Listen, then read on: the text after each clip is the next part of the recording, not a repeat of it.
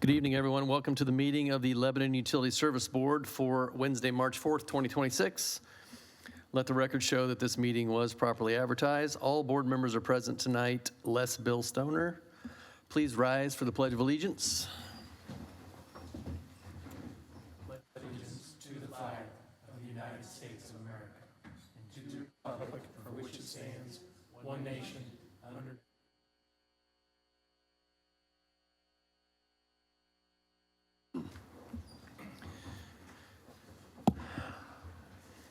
All right, we like to start we like to offer public comment at the beginning and end of each of our meetings. And Ryan Ottinger is up here tonight. He's our wastewater manager, and he has something for all of you that we've put together to maybe help answer some questions that you might have. So thanks, Ryan. Good evening, everyone. Yes, we are going to do some, let me get this where everybody can see it. Ooh, which way am I even? There we go, close enough. We're going to do some basically open house or open office hours for the community to come in, discuss projects, any new or upcoming water, wastewater projects. I have no background in electric, and so I don't want to waste anybody's time on that. But any new water, wastewater projects, we will offer this to the public. We'll be here in the room right next door, and anyone can feel free to come by. I also know Citizens Energy Group has one April 7th at the Pike Branch Community Room Library, April 7th, 3:30 to 5:30. So there's an opportunity to take advantage of that also. But just wanted to put that out there so we can sit down and talk to some people one-on-one, answer some questions, and a much more informal opportunity. We'll have some handouts that we can present. We can have some of our information that we have from our website we'll have there, and to be able to discuss that. So just wanted to put that out there, and so everybody has an opportunity. We do have a handout up front with all this information on it. It also has our website that has project details and has our email. We have a project email that my team and I operate, so we'd be happy to answer any questions on that also. So just wanted to give that information. Appreciate that, Ryan. Thank you. Thank you. Ryan, who will be attending from our team? When we say our team, who will be there? It'd be myself and our project manager. We'll be there, and also our wastewater treatment supervisor will be there, and then a representative from the water department will be there also, the water treatment department. And in the future, depending on how it goes, we can have consultants there. We've got a few of them lined up. We can schedule many more, as many as we need. So if we notice a need for Wessler Engineering or Butler, Fairman, and Seifert to be there, we can have them there also. Thanks, Ryan. Thank you. All right, with that, if there's anyone that wants to make a comment at this time, we'll do that. As Ryan said, if there's any specific questions about projects, we'll defer those to the sessions that he posted, and that keeps things moving along well. So good evening, how are you? I'm well, sir. Thank you very much. How are you today? I'm great. If you'd like to comment tonight, just state your name. We ask that you keep your comments brief and respectful, and we will, again, offer these now and at the end of our meeting. Absolutely. Ladies and gentlemen of the Utilities Board, I'd like to thank you for the opportunity to speak with you today. My name is Eric Radez. I've been a resident of Pike Township for 45 years. I fish Eagle Creek Reservoir on a regular basis, probably too much. I'd like to comment on some details that I have uncovered in regards to using Eagle Creek Reservoir as a provider source for water and a dump site for LEAP's wastewater. We have learned that the daily contracted limit of water that citizens can remove from the Eagle Creek Reservoir is 19.8 million gallons per day. Currently, they remove 10 million gallons per day for the city of Indianapolis, with planned future use due to LEAP of 11 to 13 million gallons per day. Citizen states that the increased withdrawals are supported by additional water being put into the reservoir thanks to LEAP's treated wastewater. Incidentally, my house is 1,804 feet from the proposed wastewater outlet next to the Lafayette Road Bridge. With future unknown tenants of LEAP adding to the need for additional water, and being the Eagle Creek Reservoir has been below its normal pool level summer after summer, it seems obvious to me that the only way the reservoir will be able to maintain a normal pool level in the future is by the addition of the proposed 25 million gallons of wastewater per day into the lake. This is a big problem. Just FYI, 25 million gallons per day is equal to a flow rate of 35 cubic feet per second. I have calculated that the average natural flow rate from the creek into the reservoir is an average throughout the year of 30 cubic feet per second, meaning that the majority of the water in the reservoir, especially during our dry summers, will primarily consist of wastewater from the tenants of the LEAP project. When you combine wastewater treatment methods of chemical precipitation and enhanced biological removal, up to 90% of phosphorus is removed from the treated wastewater. This will still subject the reservoir to the remaining 10% of phosphorus that does not be removed from your treatment facility. So I'm sure all of you know phosphorus causes really bad blue-green algae blooms, especially in the summer and fall when there's not a lot of water coming into the lake from the creek. That will affect the safe use of the reservoir for recreation, including financially sensitive activities such as the rowing tournaments that are held there, the triathlons that they hold there, and their boat rentals in Eagle Creek Park. At a meeting I attended yesterday with Citizens Energy representatives, a homeowner that owns a very large house directly on the reservoir announced that his neighbor, who put up his multi-million-dollar house for sale last Friday, was told by his realtor that any potential buyers of his house must be advised about the plans to dump wastewater into the reservoir because it could negatively impact the value of the property in the future. None of these wastewater issues need to happen. There is a better way. I propose that the wastewater from the LEAP project should be directed to the Dig Indy system in Indianapolis, which would only add 5 additional miles to the wastewater pipe. I think Zuckerberg and Lilly have the money to do this right the first time. Another great part of this proposal is that it would alleviate the need for Lebanon utilities to spend millions of dollars to update their water treatment facility. I'm sure the taxpayers would love this. All of the water that goes into the Dig Indy system is ultimately treated by Citizens Water Treatment Facility on the south side of Indianapolis before being put into the White River. Wouldn't this help you all make this build out cheaper and easier? It would have to. I encourage this board to consider this idea as a viable option instead of using Eagle Creek Reservoir as a guinea pig. Thank you. Thanks for your comments. Any other comments at this time? All right, we'll move to our first action item. That's approval of our minutes from the February 4th, 2026 meeting. Everyone had a chance to review those, and if so, I would entertain a motion. Motion to approve. Second. Motion made by Tim, seconded by Ann to approve the minutes from the February 4th, 2026 meeting. Any comments, questions? All in favor signify by saying aye. Aye. Aye. Any opposed? All right, thank you. Next item is with our CFO, Sandra Morgan. She has the second quarter fuel adjustment for us. Hey, Sandra. Good afternoon, everyone. On February the 16th, 2026, we received our quarter 2 electric fuel adjustment tracker from O.W. Cronin Associates.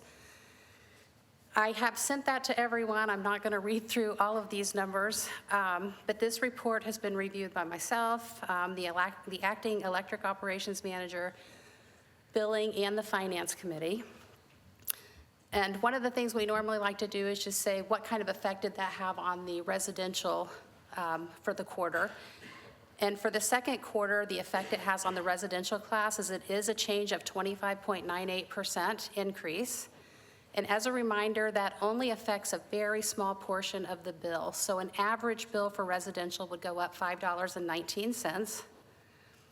But if we look at that over the past 12 months, it's actually only changed by 2.86%.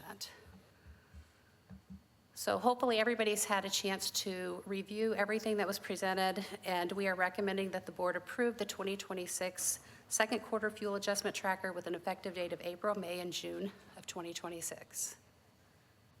Thanks, Sandra. Questions for Sandra? See, I made note in the documents you provided that there was a line loss for the 2025 calendar year of 3.059%. That line loss is the difference between the kilowatt hours purchased and the kilowatt hours sold. Our performance target is less than 5%, so I just wanted to make note that our electric department is, from the line loss standpoint, is meeting our goals. Well, thank you. Sandra, do we have some understanding as to why we have more sawtooth on these payments than just a smooth line for the 2.86? It always runs about 6 months behind, and it corrects itself, because I noticed the same thing. If you go to, I don't know, you guys should have it somewhere, but if you look, it was down 18%, then up Right. 22%. Right. No, I can reach out to IMPA and see if they can better educate me on why it I feel a lot tracks better like about that. seeing my electric bill go up by 2.86% over the last year versus 25% over this coming At a quarter. time. Yeah, Because, I mean, this sawtooth instead of something that's smooth, it just seems odd. But it would, if we can get something from IMPA, that would be nice. Yep, I'll get something from IMPA. I know it's tied directly to the rate that they pay for the fuel. So, but I'll get something in writing from them. Thank you. All right, any other questions for Sandra on the tracker? I move to approve the 2026 second quarter fuel adjustment tracker with an effective date of April, May, and June of 2026. Second. Motion made by Ann, seconded by Tim to approve the 2026 second quarter fuel adjustment tracker with an effective date of April, May, and June 2026. Any additional questions, comments? All in favor signify by saying aye. Aye. Aye. Any opposed? All right, thanks, Sandra. All right, thank you. All right, our next item tonight is with David Bailey. He's acting as our electric operations manager at the moment, and he is presenting a electric department bucket truck purchase. Hey, David. Hello. Good afternoon, everyone. So today I'm here, but first I want to apologize. I uploaded the wrong documents, and Aaron was quick to point that out, so we got those corrected in time.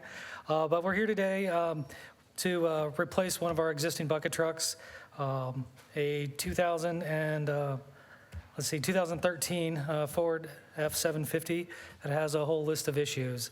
The bucket truck that we sent out quotes for, we did 2 quotes for an Altec and a UTE or a Versalift. The Altec came in cheaper, and it is the preferred truck of the person who is driving this.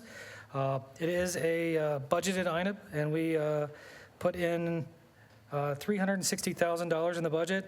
The requested amount was $303,985. So today I'm asking the board to declare the old bucket truck number 11 as surplus according to the Indiana Code 522-22 and have it auctioned off. And for the purchase of the new bucket truck, the 2026 Altec model TA60, not to exceed amount of $303,985, and have the general manager sign off on all the documents. All right, thank you, David. Questions for David on this purchase or auction of the old equipment? All right, we'll have two motions here. The first to declare the old truck as surplus and selling it at auction. Second will be the purchase of the new truck. So if there are no further questions or discussion, I'd entertain a motion on the declaration of surplus for the first truck. I move to approve declaring the 2013 All-Tech bucket truck as surplus property according to Indiana Code 5-22-22 and have J.J. Kane Auctioneers sell it at auction. Second. Motion made by Tim, seconded by Ann to approve declaring the 2013 All-Tech bucket truck as surplus with J.J. Kane Auctioneers selling it. Any additional comments?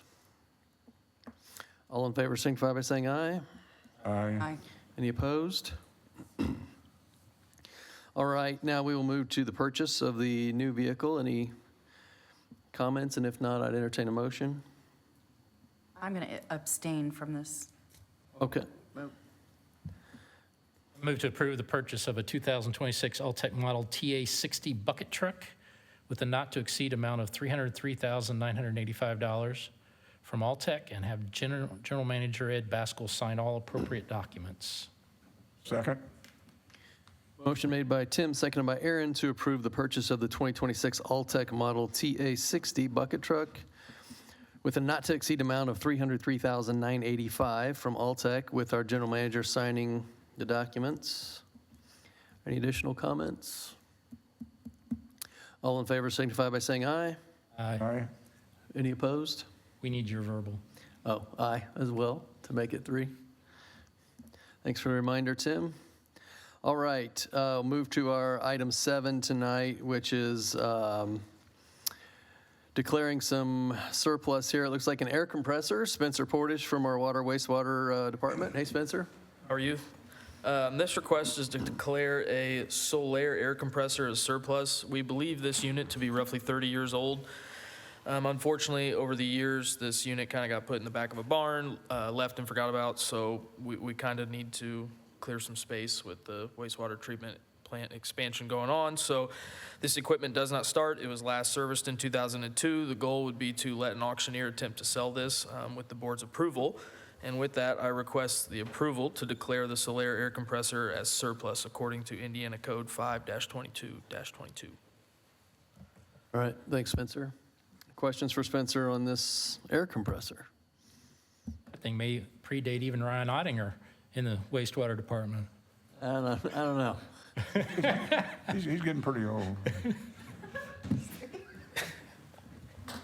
All right, if there are no questions, I would entertain a I just motion. wanted to make it clear, we're not declaring Ryan Ottinger as surplus. We still need him.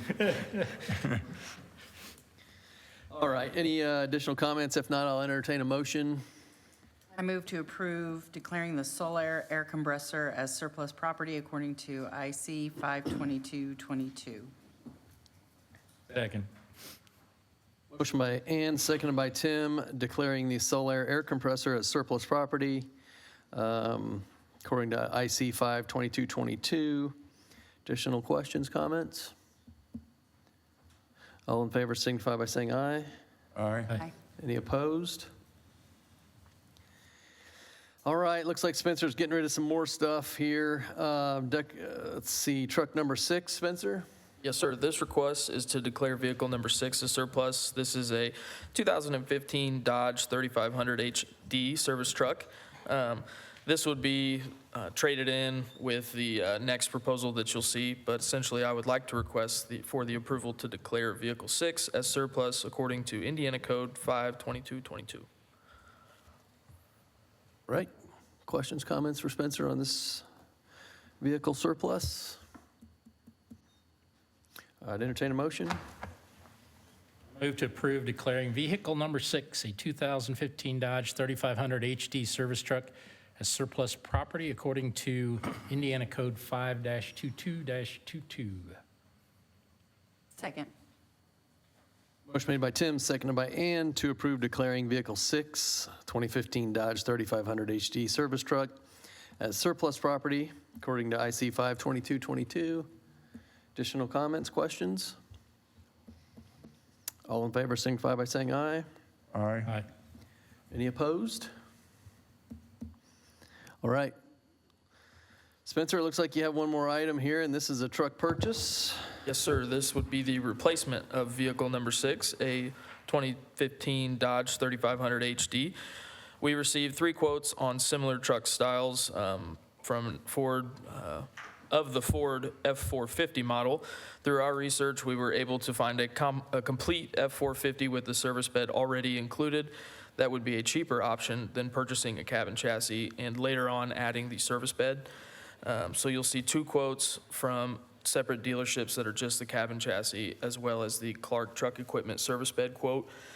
After closer consideration, I'd like to let the board know that under line item 12 in our budget, we have vehicle 10 being replaced, and I'd like to kind of 1A and 1B this request with the approval of the purchase, as well as changing the verb, and I'll lean on Jeff here a little bit, council, essentially changing truck 10 or vehicle 10 to vehicle 6 in the budget.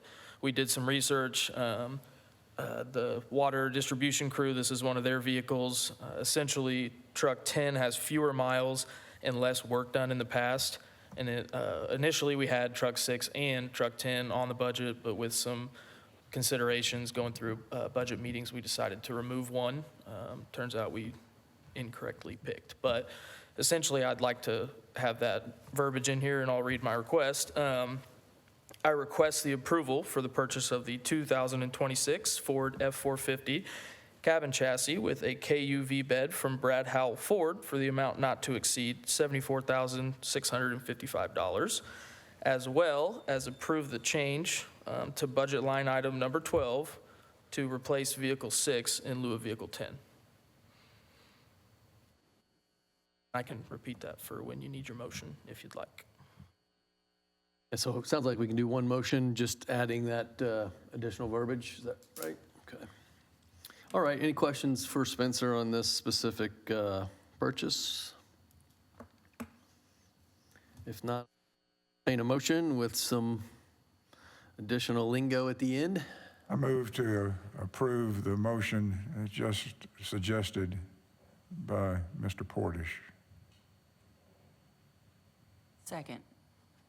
All right, so we have the motion to approve the purchase of the 2026 Ford F450 cabin chassis with an amount not to exceed $74,655. We're also replacing truck 10 with truck 6 on light item 12 in the budget.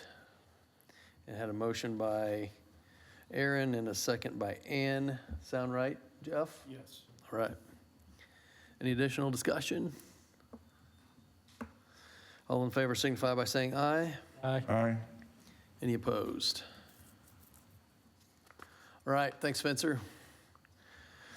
We have item 10 here is the approval of our claims payroll transfers dated March 4th, 2026.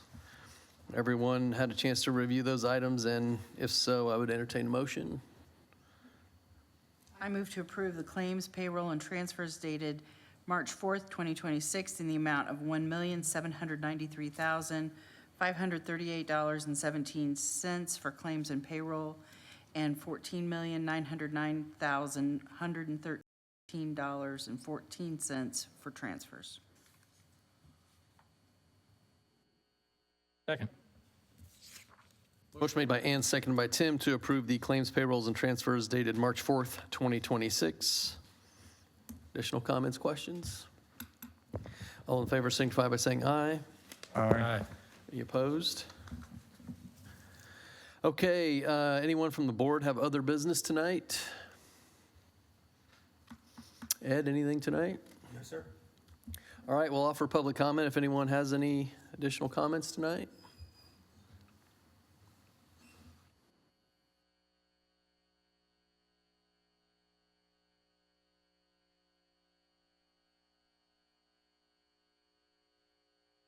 Good evening. Good evening. My name's Tom Davis. I'm also a resident of Pike Township in Indianapolis. I live about a half a mile away from the southern end of the reservoir. Before I say anything, I want to ask how many other people that are here tonight are here because they drove up from Pike Township or from Indianapolis? And how many of you support the general idea of them bringing their wastewater back to, can I see a show of thumbs? Is it? Okay. I don't really, I'm not going to add to the gentleman's statistics, but I just have a question for the board, maybe for anybody out in the audience. The project, as it stands right now, as you drive up and down 65, which is my main notice of it, the Lilly project seems to be, at least the outdoors parts of the building are done. Is it working on the inside yet? Does anybody know? We also found out after being told by Lebanon's utility group a couple of weeks ago at a meeting at high school that Meta wasn't yet ready to start developing, that they broke ground the next day. My general question, though, is, and again, it's addressed to you guys, maybe you guys don't know the answer. We already have Lilly well underway. We have Meta having broken ground. We don't know who else is going to be in there. Why are we still talking about how are we going to get water up there and wastewater someplace else? Why wasn't all that settled before they even broke ground on Lilly? I know that Lafayette stopped basically the same idea from there. I think that Zionsville also stopped the wastewater from coming back to Zionsville. But why are we so far along on the project and still talking about, where's the water going to go? Sir, I can defer you to our team when we have the office hours tomorrow, but in short, with the plan was in place, and when we went to Pike County and presented, we were being totally truthful in that the water from Meta is not, although they may have broken ground the next day, they're not going to be built out for several years, and that the water's not going to hit our wastewater plant, and that's what we meant. And these are how things are planned. We cannot plan how things are going to happen in the future. More than happy to take you through the plans in more detail at one of our sessions, or let one of my team add anything they might want to add now. Thank you. To answer you more directly, the water and the wastewater planning, all right, I think it was explained at one of the meetings, I don't know if you were there, that Lebanon's been deficient of water for a long time. We've been looking at water sources for more than 30 years to bring to this town. It just happened to coincide with the state making an economic decision in Boone County, and it happened to impact us. That's actually when all that started. Whenever the announcements of LEAP and all that started, there were some thoughts around that. I know the state had done water studies before that, but we were unaware of most of those things. We are executing actually decisions that were made by the state to the best of our ability to bring some water and add sewage capacity to this town. So basically, you guys were as uninformed as we were. I don't know that it's all the same. We've been informed of this for years. Right, But we we've weren't. been planning for water and wastewater. There's a lot of detail that had to come to fruition before anything else happens. And we had to work with the state to get to that point. And there were many different avenues that were researched by the state before we even came into play. I hope that helps. Well, it kind of shows me that the state was shoving it down your throats like we're getting it shoved down ours. Our elected city council and mayor made a conscious decision and voted thusly to, in essence, accept LEAP. So it wasn't shoved down our throats. Our elected officials made a carefully determined decision. Yeah. I appreciate your comments. Thank you. Appreciate it. Any other comments tonight?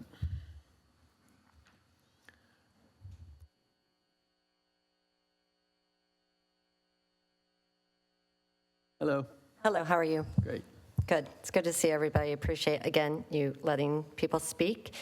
I do have a question. Someone last week came up to the podium and was talking about the Indy Dig. Sorry, my name is Dawn Gleason, and I'm from Indianapolis. A visitor multiple times to the park, Eagle Creek Park.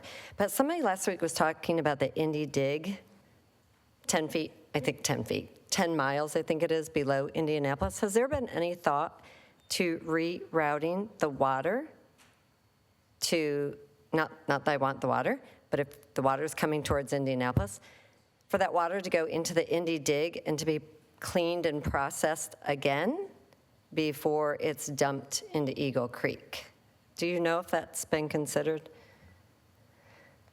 I think our response to that would be, that's entirely CEG. I mean, they were responsible. They built out an awful lot of Indy Dig.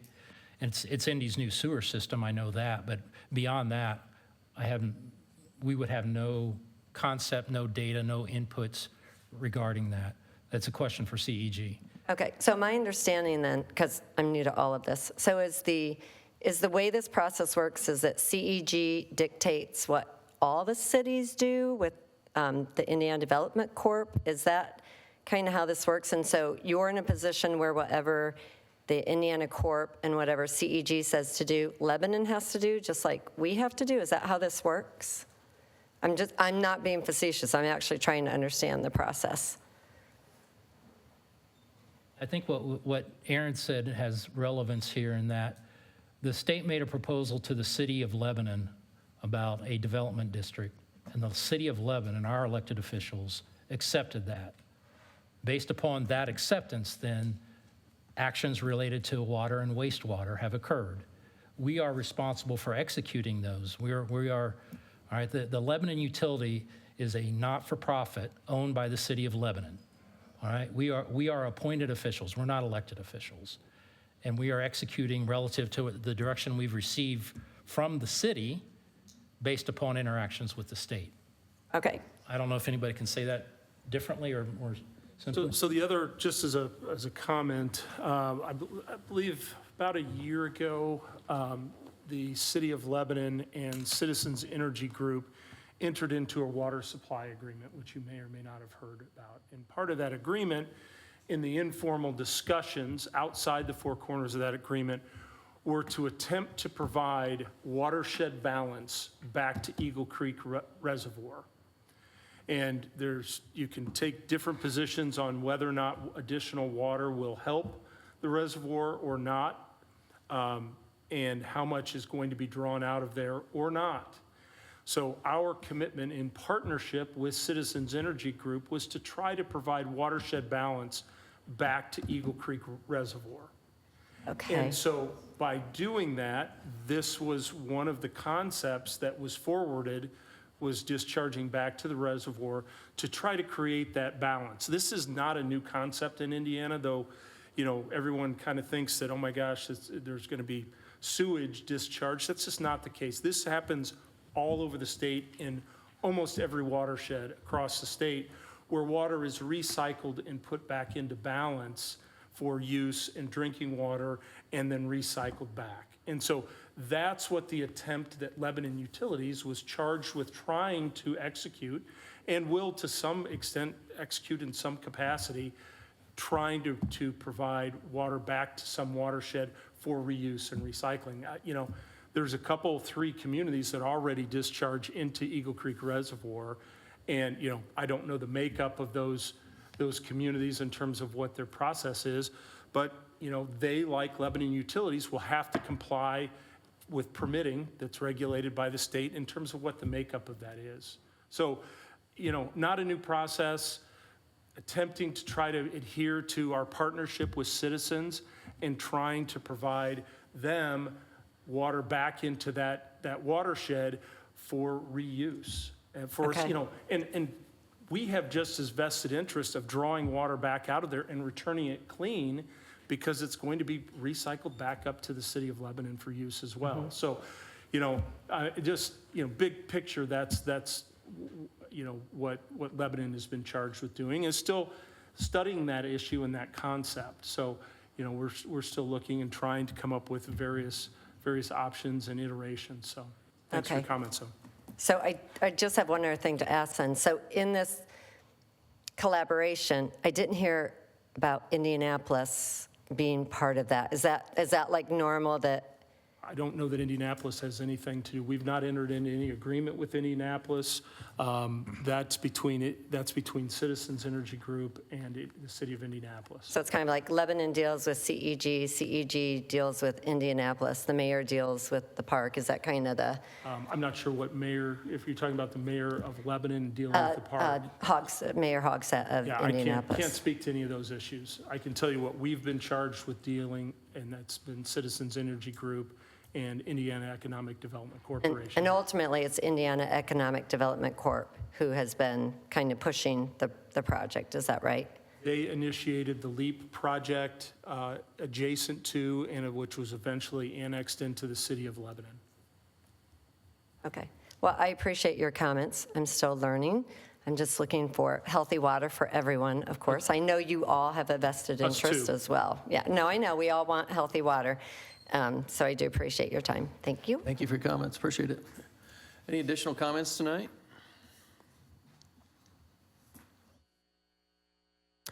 All right.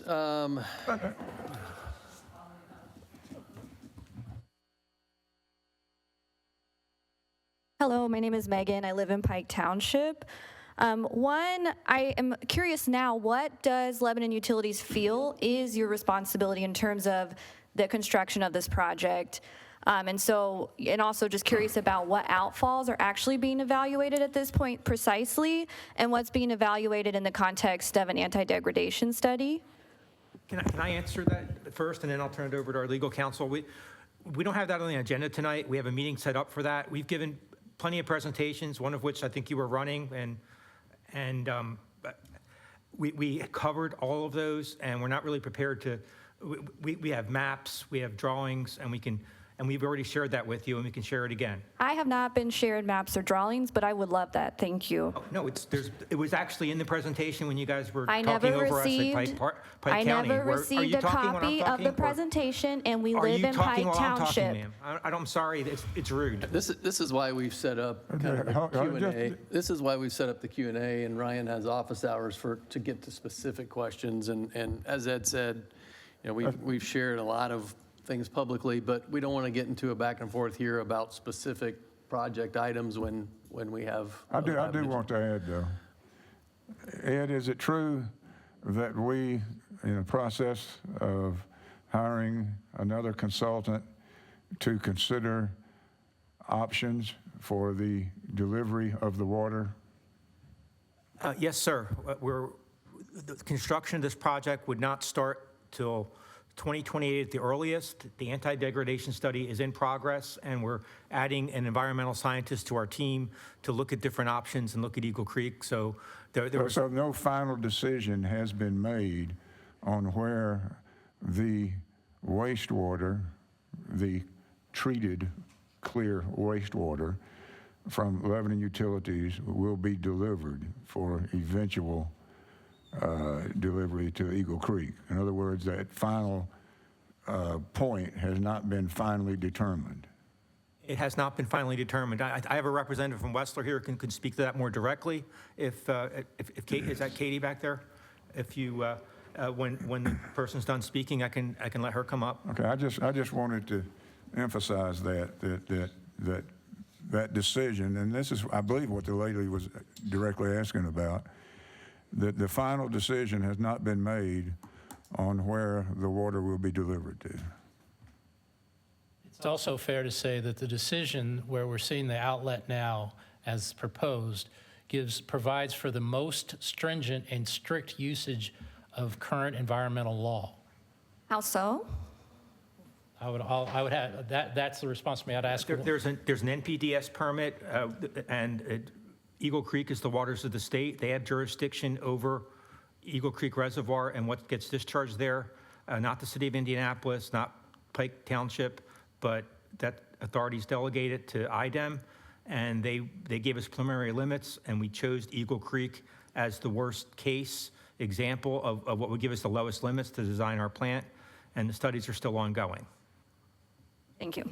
I was wondering if IEDC is truly the project owner, why were they not brought to our meeting, and why is Citizens and Lebanon Utilities representing themselves as in charge of discharge? And how do we contact IEDC? Who is the best point of contact, please? I can't speak to IEDC. IEDC, they're an economic development corporation. They're involved at the front end. This is a project right now where CEG has money invested, and so does Lebanon Utilities, so it's our project.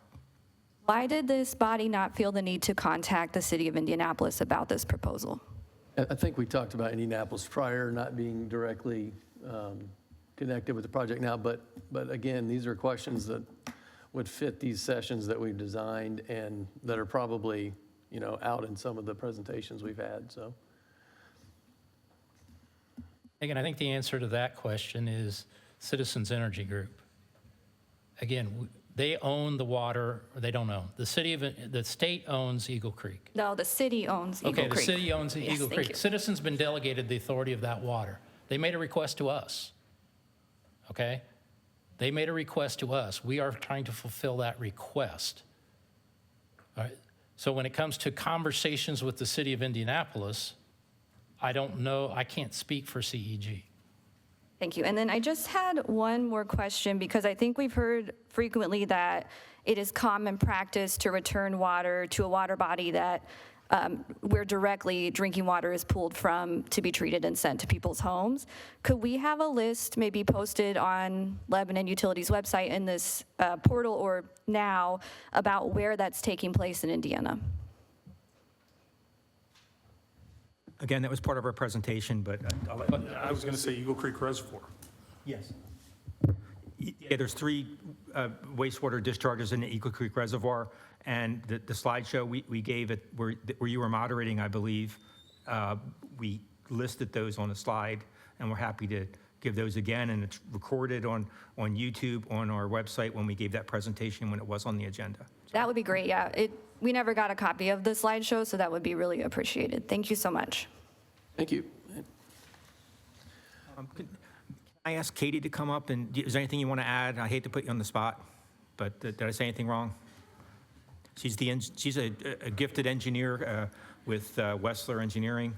Thanks for the opportunity. Get it? Yeah, I'm Katie Castro-Jackson. I work with Wessler Engineering. We are one of the engineers working with Lebanon Utilities on the wastewater return. I'm trying to recall some of the concerns or the questions that were brought up. Megan, I believe you had asked where in the state water is returned to a drinking water source. Not exactly. Oh, okay, then I misunderstood. I probably did not phrase it well, but my understanding is there's not a lot of district.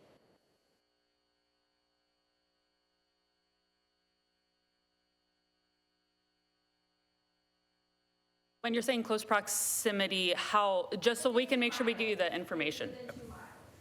Okay, I would say there's probably a large amount of places in the state that do that, but we can, IDEM has that all available on their sites. Every place that discharges into a river or discharges upstream of a reservoir or into a reservoir, and then water's being pulled out, but. Yeah, it keeps getting brought up. Hey, let me interrupt real quick. I know that other bodies may do it this way, but we really are trying to not have some sort of audience podium conversation. Okay, sorry. And so that's the purpose of having discussions after and having office hours and breakout sessions. And so I really want to try to avoid that on behalf of the board if we could. So Sorry, if you have any, apologize. no. If you have any other comments, that would be great. Otherwise, I guess just blanket statement, what Ed said, and I believe Tim had said it too, we are evaluating, there has been no formal decision on where the water will be discharged. We are evaluating multiple locations. We're going back to models, to studies, and all in response to the public comments that we've received or that the board has received. an effort to try to make this as transparent as we can. I feel like we've been, or have tried to be, nothing but transparent. And yeah, we're continuing to work, so. Thank you. Thanks for all Sorry. your help. Thank you. Thank you.